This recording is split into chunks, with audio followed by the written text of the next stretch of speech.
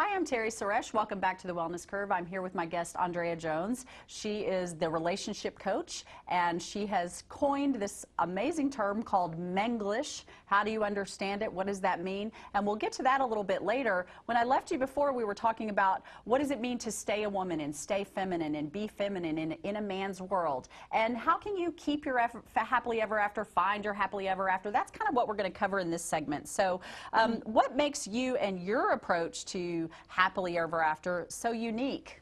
Well, I think the biggest difference to me and other women or men in this area is, first of all, I live the life that I want to help others to get. So I am married and I raise kids.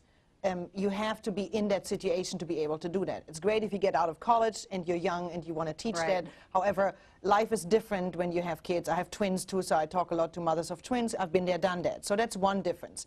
The other difference, I think, is because I grew up in a different culture, and I look at things a different way. For example, here in the States, when I moved here, Europeans always think Americans are far ahead in everything, whether it's fashion, movies, in everything. And I was kind of shocked when I came here that when it comes to relationships, we're like totally backwards. Yeah, I mean, in relationships, intimacy and being close with each other, that is something that is so not talked about. And kids in school don't have any education early on, where I remember when I went to school in Europe, we start that education in elementary school. Of Relationship, communicating, those kinds of things? Yeah, and sexual education also early on. We have that in elementary school. In elementary school, of course, age appropriate, but it's not a topic that is totally taboo.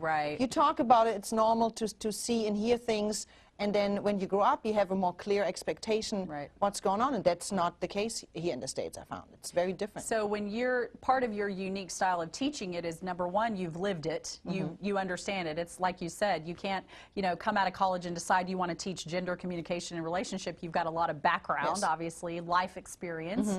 And then the second thing is your cultural differences. And I know you speak to, I've heard you speak, you do corporate keynote speeches and all kinds of speaking, and it's awesome.